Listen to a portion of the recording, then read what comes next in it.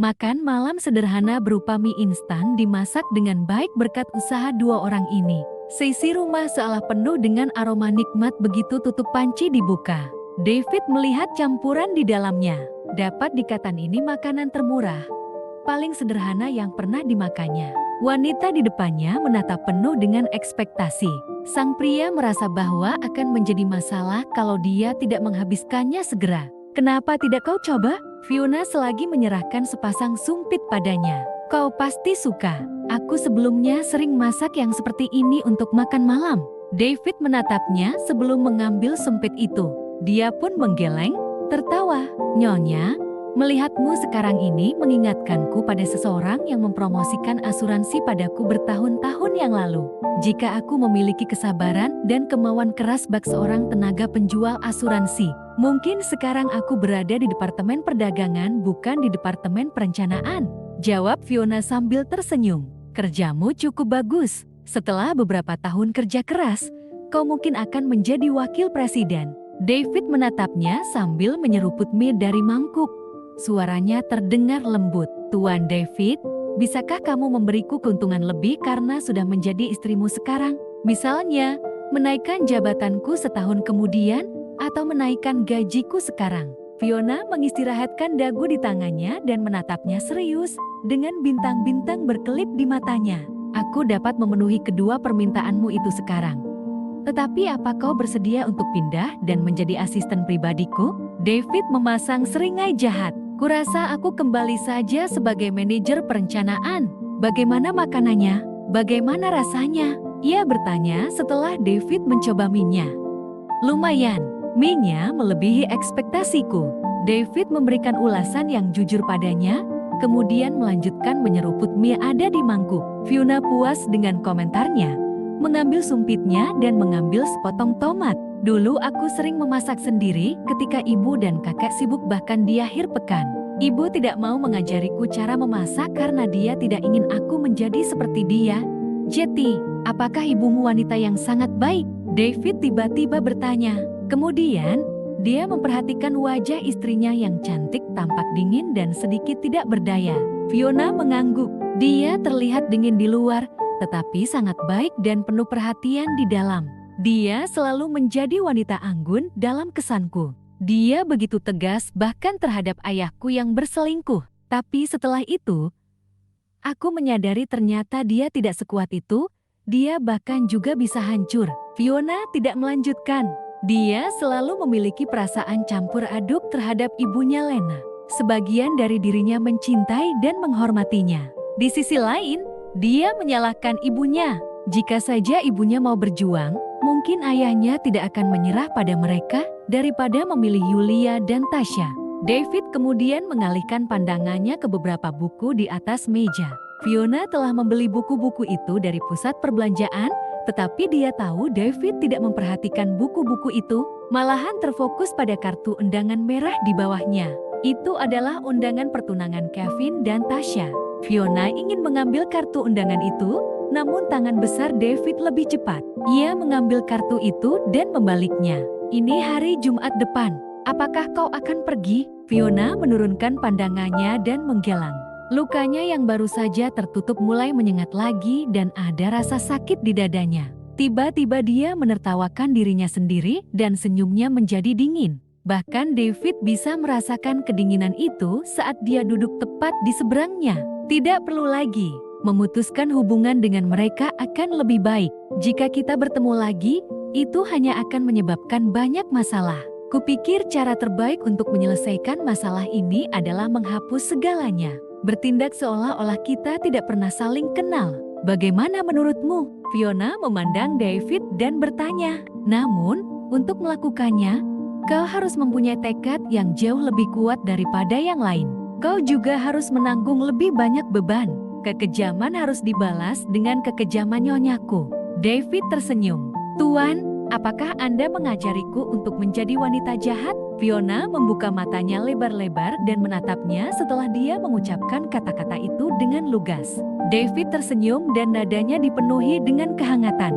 "Selama kau bahagia, aku tidak akan pernah suka dengan gagasan tentang mengorbankan diri sendiri untuk menguntungkan orang lain. Aku tidak akan senang jika aku perlu melakukan suatu tindakan namun tetap menerima kritikan. Setelah itu, David tidak banyak bicara, melemparkan undangan itu ke samping begitu saja. Jangan pergi, panggil saja seseorang untuk mengirim hadiah. Kemudian, fokus melanjutkan menikmati makan malamnya. Setelah membersihkan piring bersama, mereka pun naik ke atas. Fiona masih sibuk merapikan beberapa barang dan ketika itu David sudah keluar dari kamar mandi. Rambut hitamnya yang lembut dan sedikit basah, mengenakan kimono tidurnya yang berwarna hitam dengan sangat santai. Ikat pinggang kimono tidurnya hanya ditarik menjadi simpul sederhana, memperlihatkan sebagian kecil dadanya yang kuat dan kokoh. Postur tubuhnya yang tinggi, ditambah dengan wajahnya yang tampan dan berwibawa, terpancar aura kesederhanaan dan ketulusan hatinya. Fiona berkedip-kedip bingung pada saat itu. Namun, dia dengan cepat tersadar kembali ke akal sehatnya. Ketika dia melihat Fiona, David berkata, "Aku sudah mengisi bak mandi untukmu. Masuk dan mandi, lalu istirahat lebih awal. Hati-hati dengan cederamu." "Baiklah. Oh, apakah aku juga boleh memakai ruang kerjamu? Kau bisa menggunakannya sesukamu. Mandi dulu," kata David sambil memberikan handuk padanya. Ketika Fiona selesai mandi dan mengganti bajunya, dia kemudian mengenakan gaun tidur yang nyaman sebelum mengetuk pintu ruang kerja. Hampir 1 jam telah berlalu. Dia mengetuk beberapa kali dan ketika tidak ada yang menjawab dari dalam, dia mendorong pintu terbuka untuk masuk. Dia baru saja mengambil beberapa langkah ketika melihat David sedang membaca dokumen kemudian menyambutnya. Melihat wanita itu telah memakai gaun tidur berwarna sampahnya muda dengan rambutnya yang seukuran pinggang menggantung ke bawah seperti awan gelap yang saling terlilit. Mata David hanya bisa terpana oleh kecantikannya yang sederhana. Kulitnya yang halus dan putih bersih tampak merah merona, namun dia tersadar, dia kemudian hanya bisa menyembunyikan emosinya. "Kemari." Dia meletakkan dokumen di tangannya dan memberi isyarat Fiona untuk mendekat. Fiona lalu berjalan santai dan berhenti di sampingnya. David membuka laci di samping dan mengeluarkan banyak kunci dan menyerahkan pada istrinya. "Ini kunci rumah. Bibi tidak akan setiap hari datang.